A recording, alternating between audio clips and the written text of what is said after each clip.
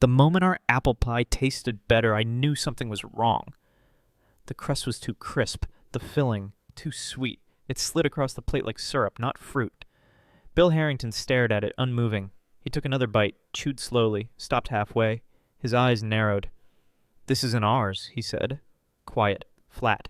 He set the fork down, reached for his phone. A pause. Then one call. "This is Bill. Shut Scranton down, all of it. I want reports by tomorrow night." He ended the call. Didn't touch the pie again. Narrator, soft, cold. When profit tastes better than truth, someone always pays the price. In the next 29 minutes, you'll see what one wrong slice can reveal, the deception, silence, and the cost of cutting corners. He hadn't always been a new CEO. Once he was just a boy in a white apron, dusted with flour, peeling apples in the back of a borrowed kitchen. That first pie? It burned on the edges. He served it anyway. To his mother. She smiled even though the crust cracked. He remembered staying late, testing dough with his bare hands. No machines, no shortcuts, just patience and pride. He used Fuji apples, always fresh, always sliced by hand. If a batch didn't feel right, he tossed it. No questions. Back then, the oven was small. The line outside, not so much. Golden Hearth began with one promise. No lie would ever be baked into the crust. Narrator. Before there were profits, there was pride. Before there were rules, there was Ozae, a man who simply refused to cut corners. What changed? It wasn't the recipe. It was the people who followed it. The store used to smell like cinnamon and trust. Now, he smelled bleach and silence. Bill sat in his office, lights off. 1-star reviews glowed on his laptop screen. Watery pie. Something's off. Not the Golden Hearth I remember. He scrolled slowly. Each word cut deeper than the last. He remembered a time when people waited in line, not because of coupons, but because they cared. Now, customers walked out halfway through dessert. His hand trembled as he reached for a legal pad. He'd always kept one nearby. Notes, ideas, recipes. He didn't write a word, just stared at the page. Narrator. Success doesn't rot overnight, it spoils. One unnoticed lie, one quiet compromise at a time. Bill built this brand with his hands. Now it was slipping through his fingers faster than he could hold on. They called it noise. Online chatter, one executive said. Just picky customers, another added. No need to panic. Bill listened. He nodded, then said nothing. But that night, he didn't sleep. He kept hearing the same review over and over. It's not the same anymore. Yet by morning, he made his decision. No press release, no boardroom memo. Just a quiet order to Rick, his oldest deputy. Assign me to a store, any store, random, no prep. Rick hesitated. Bill, you haven't done field work in years.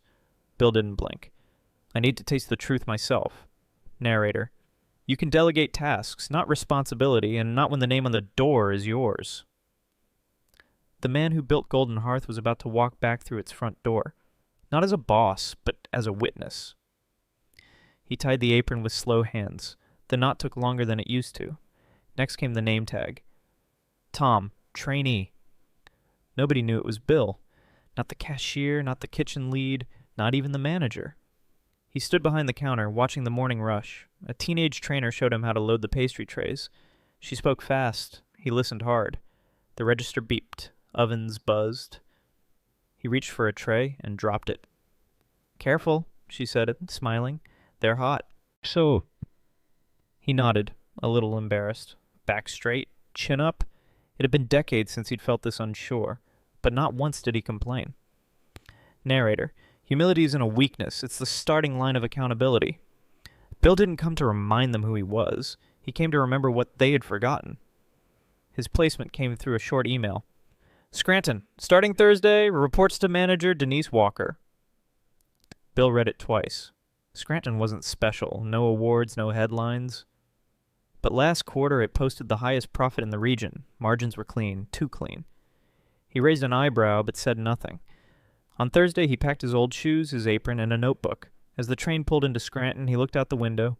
A family left a fast food joint next door. No one was walking into Golden Hearth. Strange. This was supposed to be the top-performing store. Inside, the lights were bright. The staff smiled just enough. Everything looked perfect. Too perfect. Narrator. When numbers rise while standards fall, the math never adds up. Bill didn't know what he would find inside Scranton. But something told him it wouldn't taste right. He waited until the lunch rush passed. Then he ordered a slice of apple pie. just like any customer would. It arrived warm, golden on top, looked right, smelled close. He took a bite and the crust flaked well enough, but the filling hit too sharp. Not tart, acidic. The apples were soft, almost mush. He paused, rolled it on his tongue. Wrong texture, wrong flavor, no hint of cinnamon, no citrus lift. He'd had made thousands of pies. He didn't need a lab. His mouth told him everything. These weren't Fuji apples. They weren't even fresh. He placed the fork down, finished chewing, didn't speak. Narrator. Recipes don't lie. They whisper when something's missing.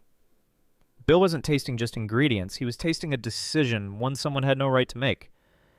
He offered to help with prep. No one refused extra hands. The lead cook pointed to a back shelf. Pie fillings over there. Grab a can. Bill walked past racks of flour and sugar, stopped cold. There it was. A dented silver can. No label, no brand, no date. Just black marker scribbled a pie apple. He picked it up. The bottom was sticky. The lid bulged slightly. He turned to the cook. Where did this come from? She shrugged. Manager brings those in. Cheaper bulk, I guess. Cheaper. He opened the lid. Inside, pale goo. Slippery chunks. No peel, no scent, just a metallic sweetness that didn't belong. He closed it slowly.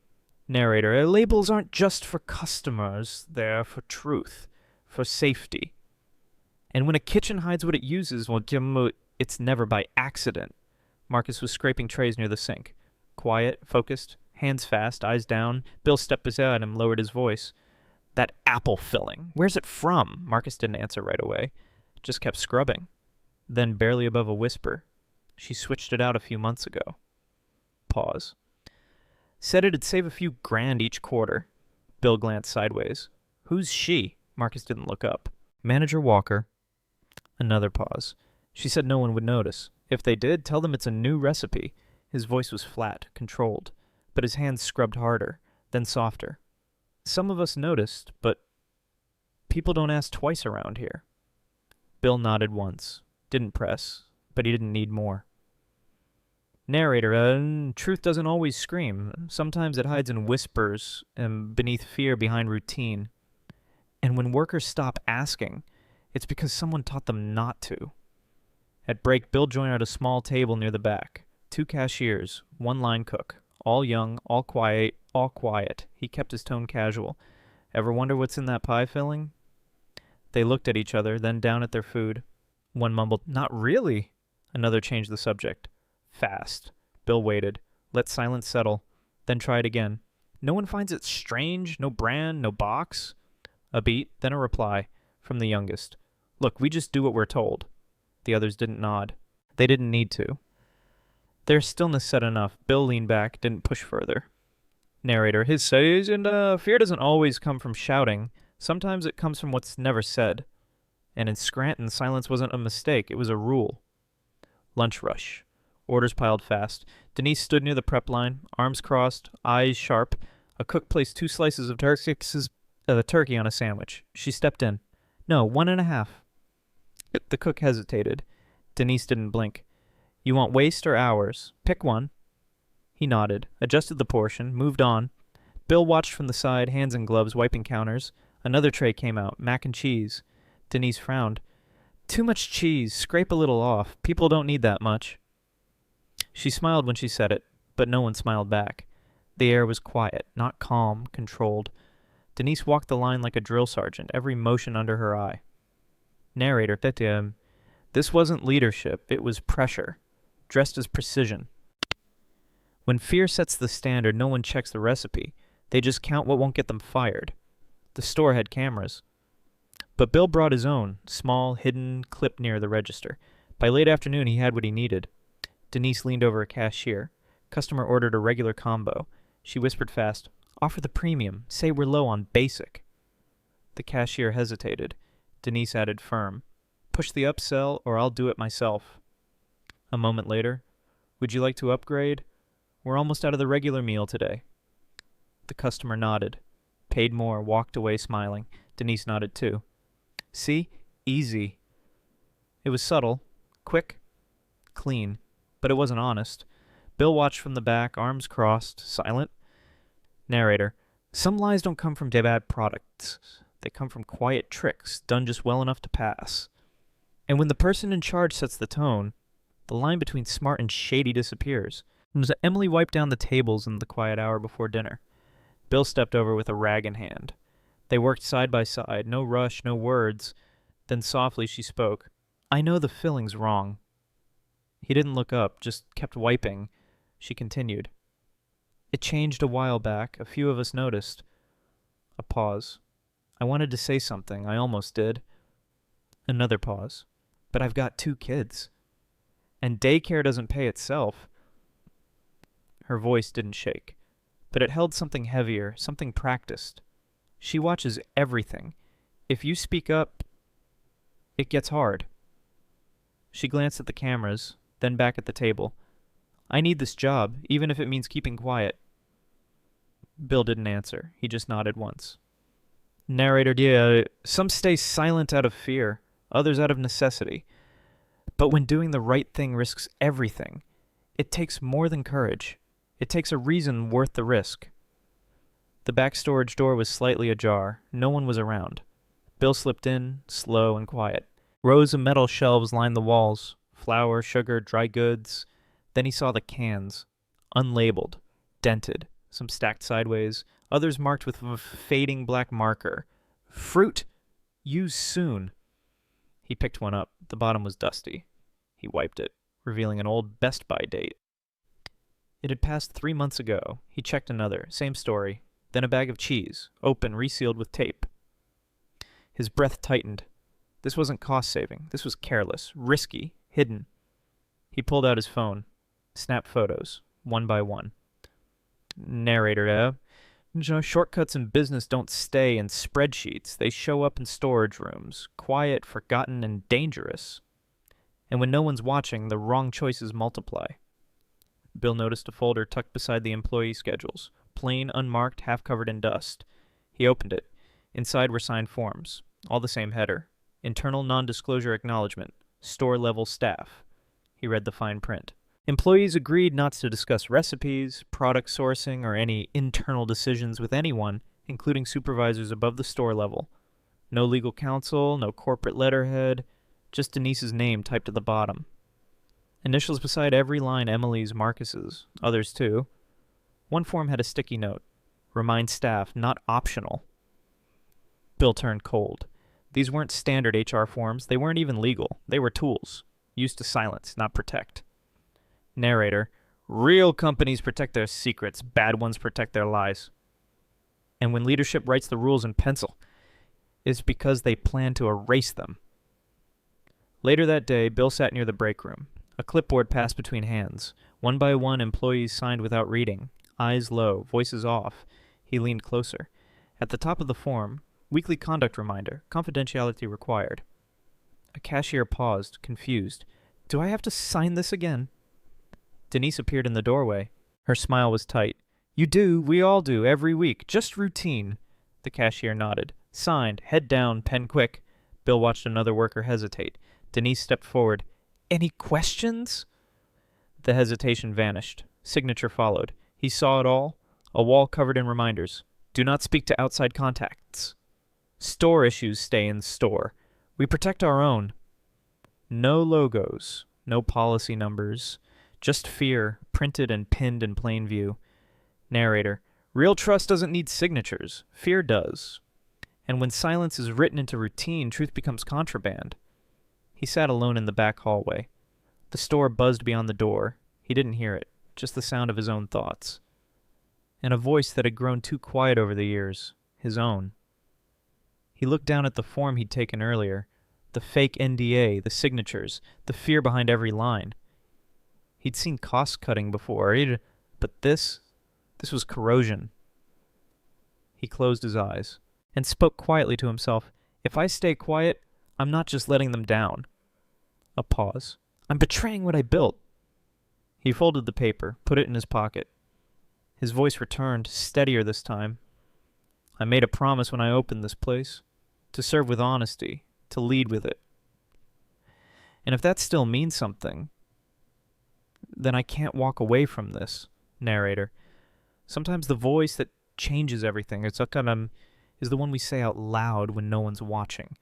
Bill stepped outside, phone already in hand. He scrolled to one name, Rick Thompson. The call connected fast. Rick, I need full data on Scranton. No summaries, raw numbers, last 6 months, sales costs, supplier invoices, everything. Rick paused. Everything? Yes. Another pause. What's going on, Bill? Bill didn't answer right away. His eyes locked on the store window, employees inside moving on instinct. He spoke low, direct. Something's wrong here.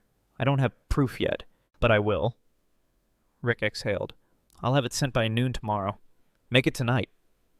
A click. The call ended. Bill stood still, gripping the phone tight. Narrator. The higher you go, the easier it is to ignore the cracks below. But real leaders don't wait for numbers to scream. They listen when something feels off. The file came just after midnight. Excel sheets, supplier records, profit reports. Bill opened them in silence. Line by line, month by month. Scranton's food cost had dropped 19% in 1 quarter. No changes in volume, no promos, no new suppliers listed. Yet profits had jumped, far above any other location. He checked vendor logs. One invoice caught his eye. Local bulk supply, processed fruit blend. Not approved. Not in the system. He searched the name. No website, no license on file. His cursor hovered over the cell. Then he highlighted the entire row. Another entry showed sandwich meat costs slashed in half. Again, unlisted vendor. No contact number. He leaned back, jaw tight. This wasn't smart budgeting. It was strategic fraud. Narrator Bozo, numbers don't lie, but they do point. And when every shortcut hides behind a surplus, the math starts to expose the truth. Bill sat in the corner booth watching. A couple in their 60s took a seat near the window, irregulars. They wore familiarity like a uniform. She ordered the apple pie. He went with the classic turkey sandwich. Minutes passed, plates arrived. They each took a bite, paused. The woman frowned, pushing the crust aside. This isn't what it used to be, she whispered. Too sweet, almost fake. The man peeled back the sandwich. Where's the meat? He muttered. Feels like I paid full price for a sample. They didn't complain, just ate quietly, disappointed. Before leaving, the woman approached the counter. She smiled politely, but said one line that stuck. We used to come here for the honesty. Now, we're not so sure. Narrator. When customers start noticing, it's already too late. Because loyalty built on trust doesn't vanish loud. It slips away, table by table. The next morning, Bill made one quiet request. Can we gather the full team? Quick meeting before lunch. No reason given, no memo posted, but the word spread fast. Denise nodded, forced a smile. Of course. Always good to align. At 11:45, every employee stood in the dining area, apron still on, hands still damp from prep. Marcus leaned against the wall. Emily stood near the back, arms folded. Bill stood at the center, not behind a podium, not above anyone, just among them. The room was still, no background music, no ovens humming. He looked at each face one by one, then slowly placed a black flash drive on the counter. Narrator. Some truths need time to rise, but once they do, they don't knock. They come through the front door and ask everyone to stop what they're doing. Shay. Bill plugged the flash drive into the store's monitor. The screen flickered, then loaded. No one spoke. A few shifted in place. Denise folded her arms, eyes narrowed. The first clip played, hidden footage from the prep room. Her voice was clear. 1.5 slices. Don't waste. Use the bulk cans. No labels needed. Customers don't care. Just make it look good. Then came the upsell exchange. The false shortage. The pressure. A pause, silence thicker than any crowd. Bill turned to face them, his voice even. I didn't come here to trick anyone. I came to see the truth for myself. He stepped aside. The screen faded to black. Narrator. When evidence speaks, even silence listens. What comes next isn't about blame. It's about who's ready to face what's been ignored. A long silence held the room. Eyes moved toward Bill, confused, questioning. Then Marcus stepped forward. Who's it? Are you? Bill reached into his apron, pulled off the name tag. Tom, trainee. He looked up, voice steady. My name is William Harrington. A pause. The founder of Golden Hearth. Gasps followed. A few hands dropped to their sides. Emily's eyes widened. Denise froze. I built this company in a one-room kitchen using apples I peeled myself. He scanned the room. I didn't come here to punish anyone. I came here to understand how far we've drifted from who we were. He placed the name tag on the counter. I wore that label to see what's behind the real ones. The ones people stop questioning when fear takes over. Narrator. Truth doesn't wear a uniform. Sometimes it wears silence, until it chooses to speak. The screen lit up again. This time, Denise on camera, up close. She was standing over the prep table. Her voice sharp. Cut it down. No one measures portions anymore. Push the premium meal, say the regular's out. Just keep moving, don't ask. No edits, no context needed. Bill stepped closer. Denise, you told them cutting corners was efficient. You told them silence was loyalty. She looked around, face pale, lips tight. That footage is out of context, she snapped. He didn't raise his voice. No, it's exactly in context, because I've seen the kitchen, I've tasted the shortcuts, I've read the fake NDAs. He turned to the team. She didn't act alone, but she led it, and it stops today. Narrator. Exposure isn't cruelty, it's clarity.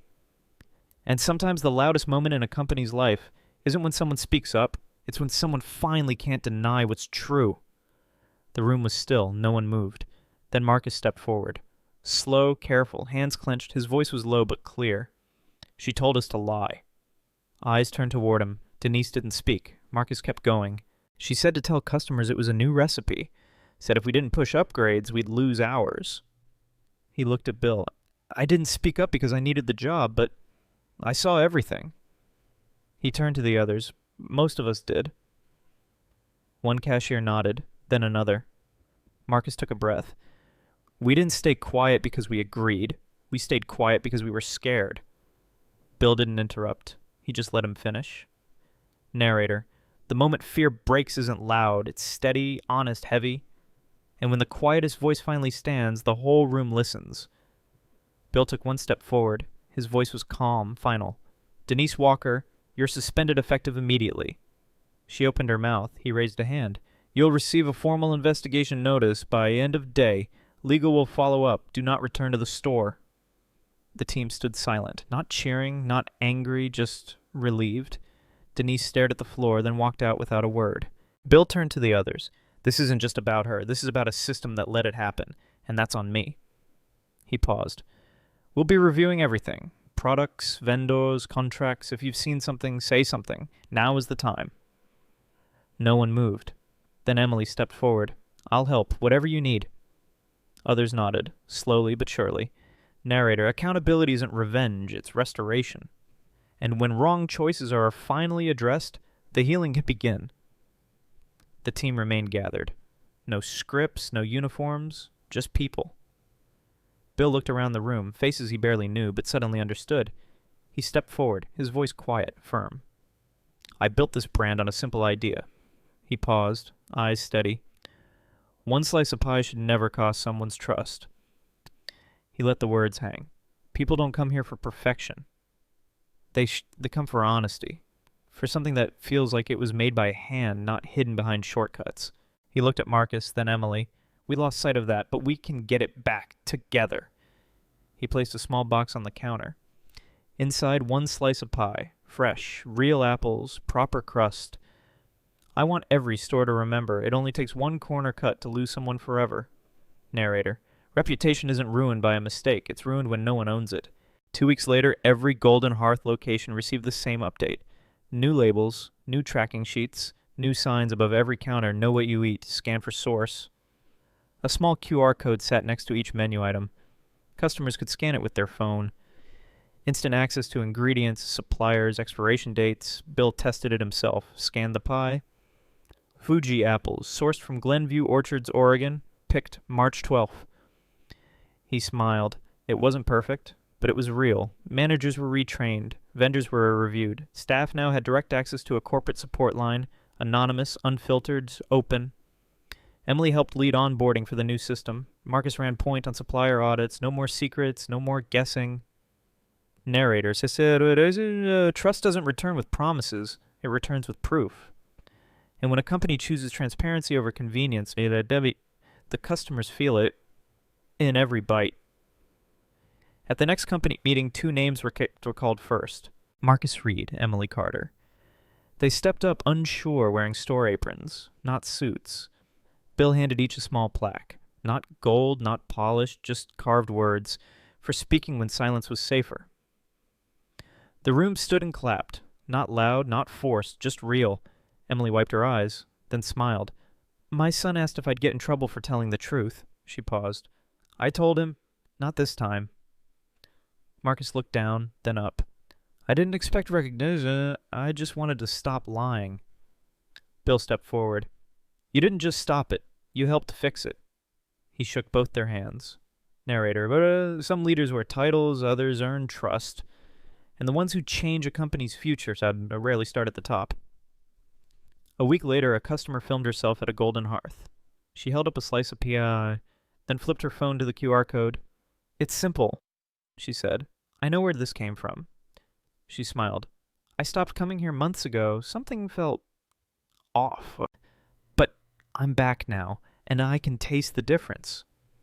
That video spread. So did others. Customers sharing where their food came from, what they noticed, what they expected. It wasn't about flavor anymore. It was about trust. On the company's homepage, one line appeared beneath the logo. We don't just serve food, we serve truth. And below that, you have a choice to speak up or stay quiet, to accept what's handed to you or ask what's behind it. Narrator, so now we ask you, when it's your turn to choose, will it be silence or something better?